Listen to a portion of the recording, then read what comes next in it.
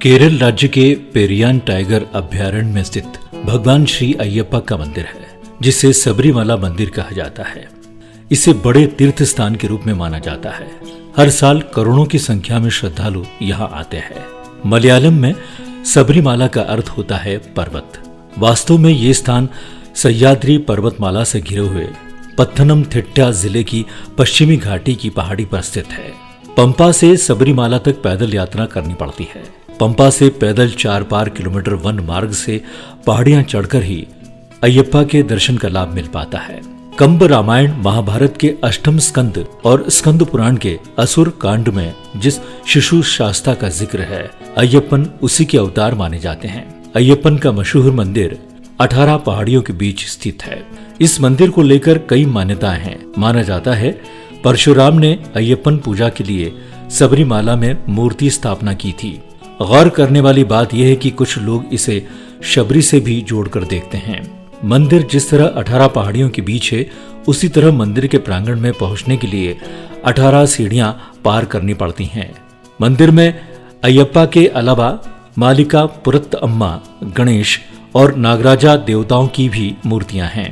मंदिर की प्राचीन मान्यताओं के अनुसार सबरीमाला मंदिर में श्रद्धालुओं के प्रवेश के नियम बहुत कठिन है। इस मंदिर में प्रवेश करने के लिए श्रद्धालु को कम से कम 41 दिनों का उपवास रखना बेहद जरूरी होता है। माना जाता है कि सबरीमाला मंदिर में प्रवेश के लिए श्रद्धालुओं को 18 पवित्र सीढ़ियां चढ़नी पड़ती है और नियम के अनुसार 41 दिनों का व्रत रखे बिना इन सीढ़ियों के चढ़ने की पवित्रता का पालन नहीं किया जा सकता है। यहाँ एक और बात विशेष है कि यहाँ पुरुषों को ही प्रवेश दिया जाता है। माना जाता है कि भगवान श्री अयप्पन ब्रह्मचारी थे और महिलाओं से दूर रहते थे, जिस कारण इस मंदिर में 1500 सालों से महिलाओं का प्रवेश प्रतिबंधित है। 10 से 50 वर्ष की आयु तक की महिलाओं के प्रवेश पर इसलिए प्रतिबंध लगाया गया है क्योंकि मासिक धर्म के समय वे शुद्धता बनाए नहीं रख सकती है। इसलिए यहाँ वे छोटी बच्चियां जिनकी उम्र 10 वर्ष से कम है या बूढ़ी औरतें जो 50 वर्ष से ऊपर हो, उन्हें प्रवेश दिया जाता है।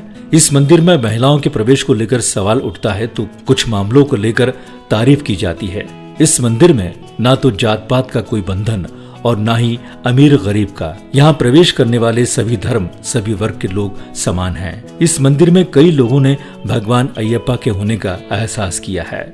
यहाँ 2 प्रमुख उत्सव होते हैं, मकर संक्रांति और उत्तरा फाल्गुनी नक्षत्र के संयोग के दिन, पंचमी तिथि और वृश्चिक लग्न के संयोग के समय ही श्री अयप्पन का जन्मदिन मनाया जाता है। उत्सव के दौरान अयप्पन का घी से अभिषेक किया जाता है। मंत्रों का जोर जोर से उच्चारण होता है।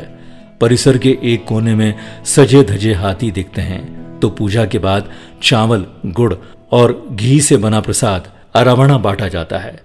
मकर संक्रांति के अलावा नवंबर की 17 तारीख को भी यहाँ बड़ा उत्सव मनाया जाता है।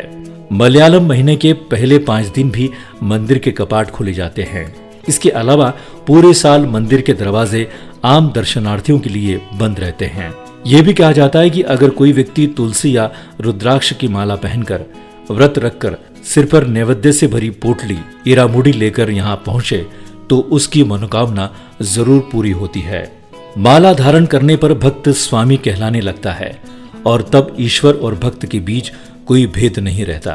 वैसे श्री धर्मश्रेष्ठ मंदिर में लोग जत्थों में आते हैं। जो व्यक्ति जत्थे का नेतृत्व करता है उसके हाथों में इरामुडी रहती है।